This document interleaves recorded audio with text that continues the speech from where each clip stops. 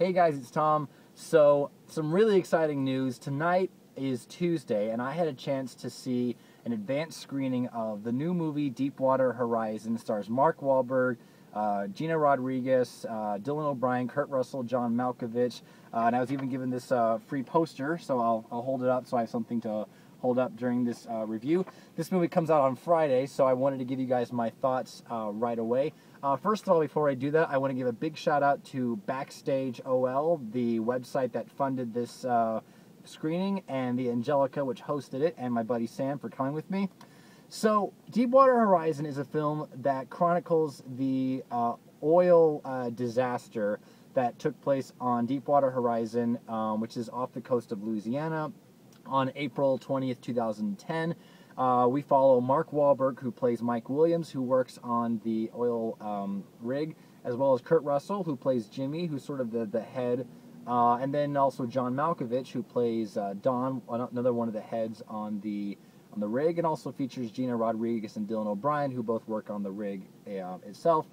And on this day, they're running some tests, and more than a couple things go wrong, and eventually, as you've probably seen in the trailer, or if you remember what happened in real life, the rig catches on fire, it explodes, and it soon becomes a survival mission, so to speak. So, Deepwater Horizon is directed by Peter Berg, who also directed Lone Survivor, starring Mark Wahlberg. I didn't get a chance to go see that movie, so I can't really compare.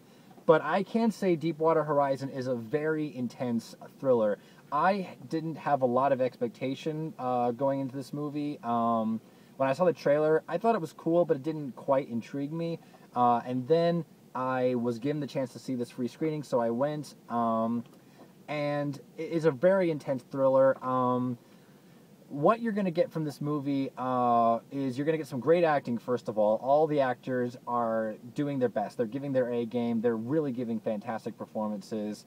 You're going to see some great explosions. It almost kind of rivals Michael Bay in a way. And you're going to get some really intense sequences when they're trying to escape the rig that's on fire, getting to the lifeboats, who survives, who doesn't survive, how badly they're hurt, and things like that. You're really going to get that with Deepwater Horizon, and this was an event that I vaguely remember happening at the time, but now that I've seen the movie, I have a better understanding of what happened and how terrible it must have been for all these people who were on board that day, and just all the things that happened, and even the aftermath. I had no idea. I also had no idea how many people actually did make it and how many people did not. I won't spoil anything, even though it was a true-life event.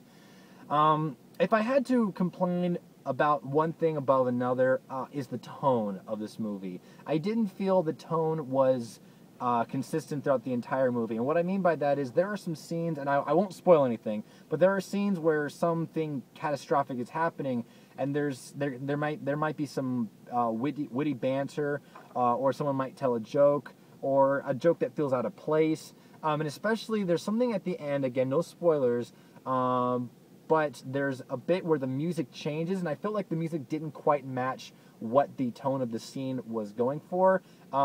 Eventually, it may have settled into place, but it was very jarring. So my one issue is that the tone, I felt, could have been a little more consistent.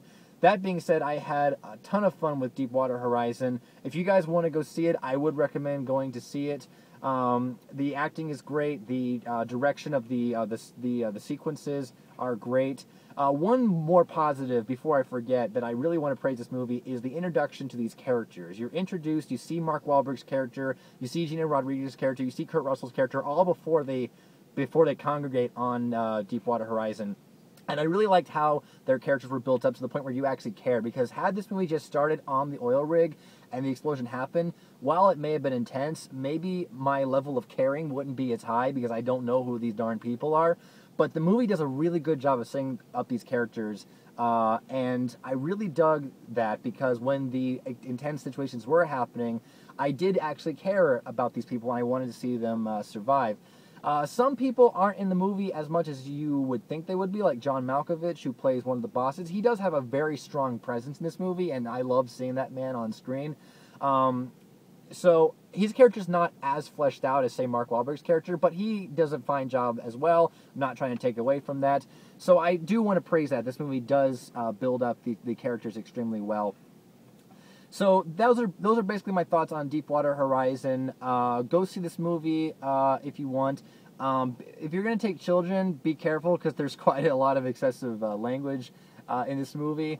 In terms of a rating, I'm feeling a solid 4 out of 5 stars for Deepwater Horizon. Like I said, the tone isn't quite consistent, and that really did bug me a little bit watching the movie. But that's one thing to pick out. The movie really is a very good, intense thriller, good dramatization of what happened.